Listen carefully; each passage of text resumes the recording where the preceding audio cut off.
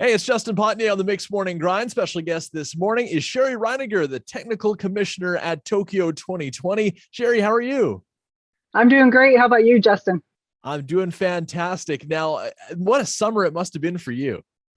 You know what? It was pretty incredible, starting with the Olympic qualifier in Florida in June and then capping it off with the Olympics in Tokyo. Now, June in Florida must have been pretty hot. Yeah, both actually were pretty hot. So Yeah. yeah, if you love baseball, you're going to be out in the summer heat, and that's my kind of temperature. So I'm all in. Well, that was kind of something that got brought up in a few different sports was the heat in Tokyo. We'll talk a little bit more about that in just a sec, but I was kind of wondering, had you been to Tokyo before? I know you've traveled the world with baseball, but Japan specifically, had you been before? So this was actually my third trip to Japan. I went in '08 to Matsuyama. And then 2 years ago, actually, I was in Fukushima coaching at the World Children's Baseball Fair. And that's where we opened the Olympic Games. And I got to work that opening game. So pretty cool. But it was the first time I was really in the Tokyo area, except for, flying in and out. And Tokyo or Japan as a whole, a baseball crazy country. They love it there. Oh my gosh. Yeah. If you talk to anybody, they talk about baseball first. And in fact, the gold medal game was the number one watched event in the Tokyo Olympics in Japan. So, Wow. the only thing that was a little bit of I guess, a sad thing for us, we were so excited to be able to run the Olympics, but to not be able to have Japanese fans in that stadium for that gold medal game it was just really unfortunate. We were all a little sad for them because we know how much they love the game and we know what an atmosphere it would have been. Absolutely. Now, Tokyo also a food mecca. You spent a lot of time over there. Were there any dishes in particular that you thought, man, these were some tasty things? Well, there were a few things that I missed this time around because we were in such a tight bubble. So you couldn't go out for a barbecue meal, or we couldn't do any of those. Go out for ramen. So I Right. know a couple of our umpires and officials ordered in some ramen, but I'm a big sushi fan. I love the raw Ooh. fish. And we had a really nice deli that we were allowed to do takeout in our hotel lobby. So I got sashimi a few times. So I was a pretty happy girl. Yeah. No kidding. Awesome. So we'll talk more about baseball in a sec, but let's start kind of at the beginning. Sherwood Park, that's where you call home right now, Shari, but you grew up somewhere else. In fact, in another country, correct? Yeah, that's right. I grew up in Northern California and in a small town, actually, Northeastern California. I grew up playing competitive softball and field hockey through high school, and then played college softball, and happened to meet a baseball player from St. Albert and moved north. So, yeah, I say my baseball involvement really started the moment I got married and said I do at home plate at Legion Park in St. Albert. So. Well, my next question was, when did you fall in love with baseball? But I guess baseball fell in love with you too, right? Yeah, you know what? I have to say, like, I still remember my dad taking me to just some American Legion local games, right? And Mhm. watching, there was one kid that ended up going on to AAA, and I remember watching him play shortstop and wanting to play like him. And then a friend and I, we would sit in her driveway on a clear night up on the mountain. We could actually get KTLA and listen to Vin Scully The call Dodgers. Dodgers games. So, Nice. it's just I've always been in love with the game, and then when I was a little bit, 10 or so, the TBS started broadcasting, and I became a huge Braves fan. So if you look at any of my posts, you see that we're a Braves family, and it came really from my childhood. So Now, yeah. in making the jump to international, because obviously you did some coaching and had high level under your belt when it came to that sort of thing, but to jump to international levels, that's a whole nother ball game, pun intended, I suppose. How did you do that? Yeah, sometimes it's the right place at the right time, maybe doing the right things with the right people around you. And at that time, I was actually I was running the playoff committee for Baseball Alberta and sitting on the long-term athlete development committee at Baseball Canada. And so doing some really cool things in the game of baseball. And at that time, Ron Hayter, who a lot of baseball fans in Edmonton will recognize that name. Mhm. He just brought continual international baseball events to Edmonton, and he decided that their Edmonton International Baseball Foundation, they wanted to run the very first women's baseball World Cup in Edmonton at Telus Field in 2004. And so I got a call from Baseball Canada, from Jim Baba, that he and Ron Hayter had put their heads together and said, hey, we're hosting a women's baseball World Cup. We should put a woman that's really involved and highly, has the technical background in baseball on the technical committee. So that's where it started. And then, 4 years later, I got my first international assignment, and it's just kind of gone on from there. So it's been a crazy journey. But so it started with women's baseball, but it's gone to the U15, U18, and now 3 professional level events for the men. That's fantastic. And now, so looking at it from our perspective, what does the technical commissioner do? I'm guessing it's a lot of behind the scenes work, but what are some of the ins and outs that you had to deal with on a daily basis in Tokyo and at other events? Yeah, well, you know what? I would say Tokyo is probably one of the easier events for us to work, just because they have such great organization and volunteers and masses, right, to get Mhm. the job done. But really, we're there. It's almost like a game day director. We're on the field. We show up 3 hours before game time. We make sure that field is ready for BP. Make sure the weather patterns are looking good. We deal with any weather situations. So, we make sure that the teams are ready to go. And so that when the umpire is ready to call play ball, that we're on time and we're rocking. So we run BP, we run basically the pregame and then hand it over to the umpires.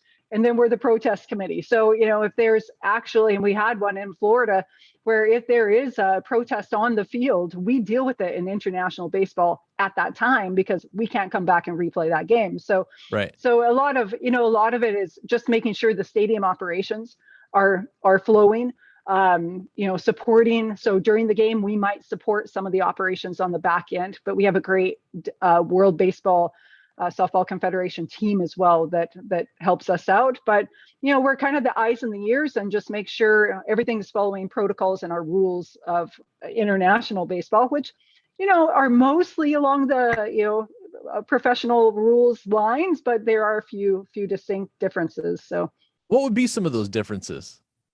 well, actually, we've implemented a game clock. And so we actually have now, and it's evolved over the last couple of years, but we've brought it in to try and speed up. So we have some speed up rules, and one is a game clock. So MLB does a little bit of that, but we actually have a little bit more. So we have a 90-second in between innings, right? So from the time the pitcher crosses the line, going off the field, that next pitch happens 90 seconds later. So, don't be just Gotta hustle. Yeah, you better hustle. You better, at least be walking fast out there if you're the pitcher and you want to get your pitches in, right? So, Yeah. And we have a mercy rule that obviously Major League Baseball wouldn't have, just because of the nature of our, we're a tournament base. So, at different levels have some different rules, but mostly it follows the official rules of baseball. So you really were a jack of all trades, being a technical commissioner. There's so many things that you're looking out for. COVID obviously threw a wrench into plans for the Olympics, plans for events, all sorts of things, plans to have fans in the stadium. That must have really affected your day-to-day job as well. Yeah, we had a few differences for sure. One was our lineup cards. Usually the lineup cards, we usually collect them, check them according to the roster, Yep. make sure they're good to go before they go out to the media. And then we give them back to the teams to hand to the umpire. Well, with COVID, you can't be handing around paper, right? Right. So literally it was putting on a rubber glove and going and collecting the lineups from the teams, doing the check, photocopying, and then we would take the full lineup card and the copies back to the teams, and we would give the umpire literally an official copy. So Wow. they never exchanged lineups at the plate. In Tokyo, there was good article that people can look up online, that talked about the baseballs. So we actually had in Tokyo, we had separate baseballs for each team. So, like they didn't use the other team's baseballs. So they're the only ones that touched that them and or maybe the umpire, Okay. right?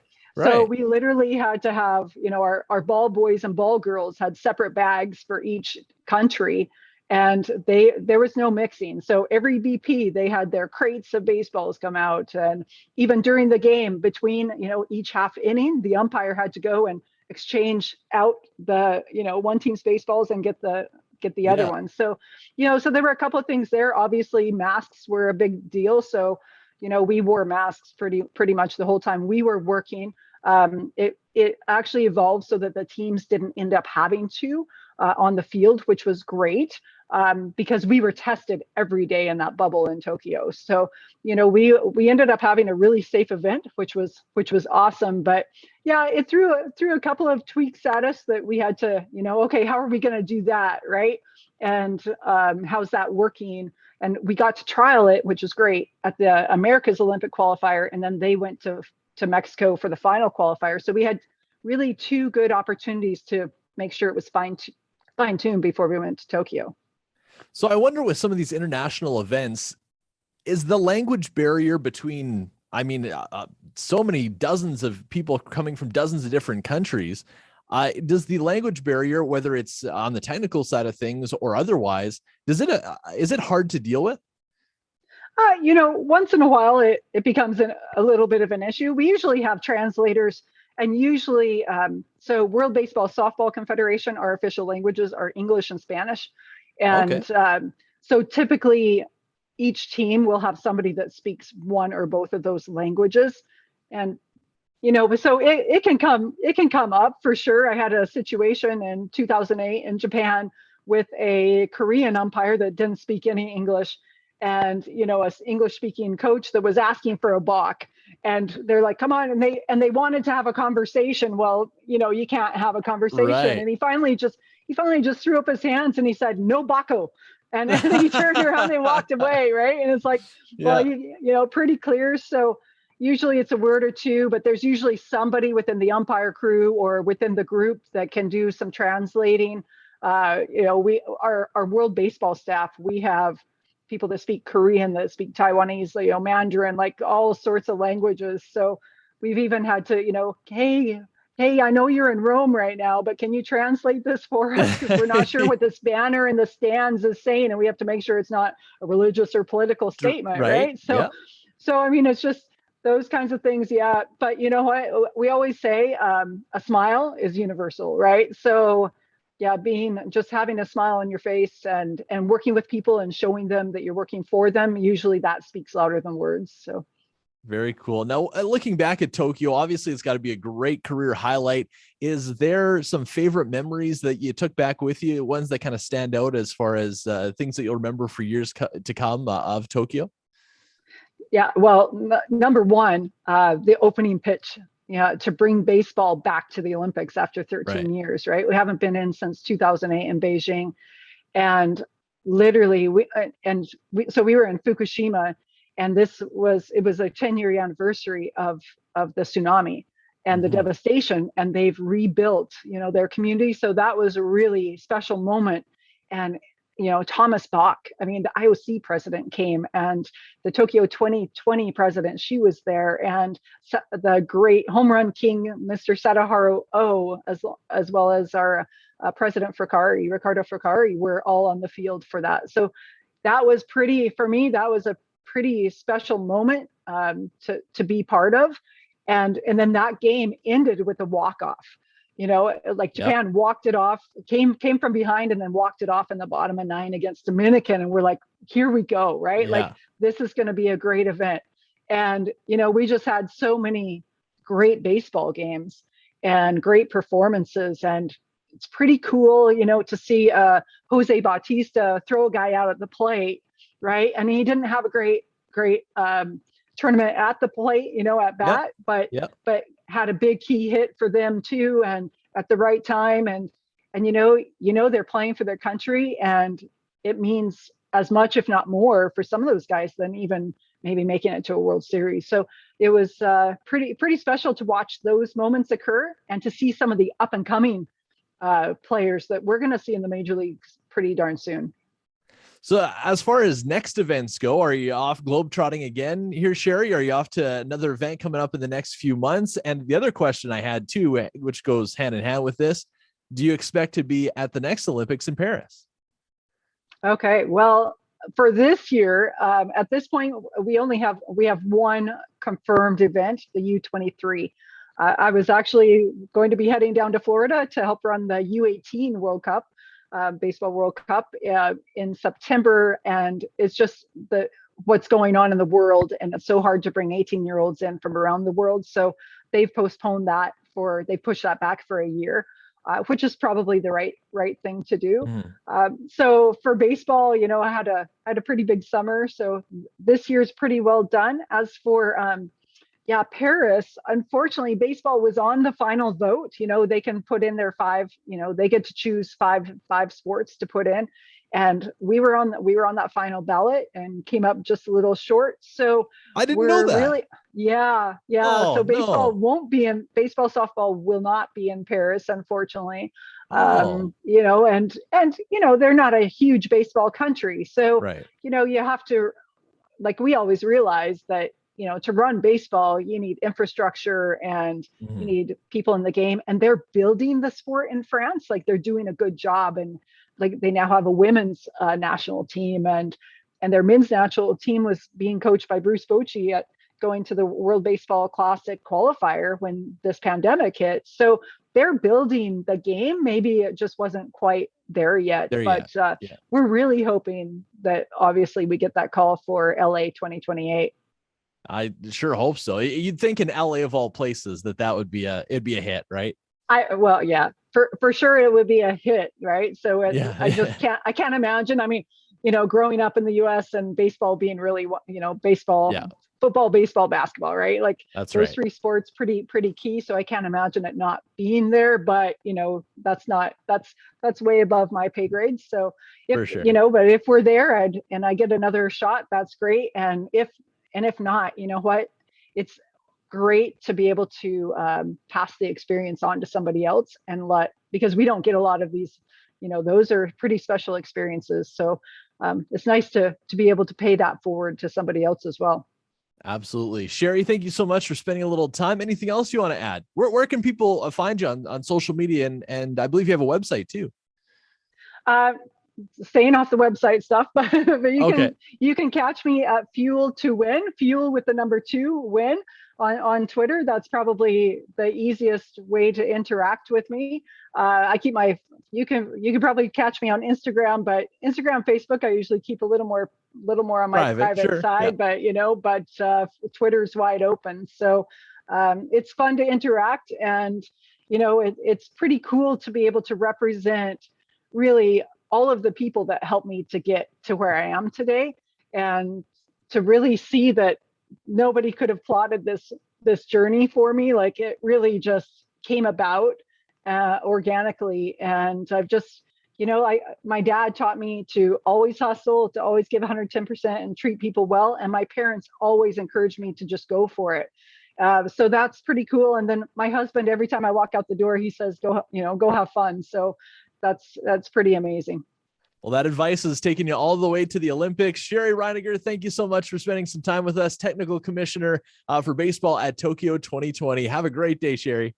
Great. Thanks, Justin.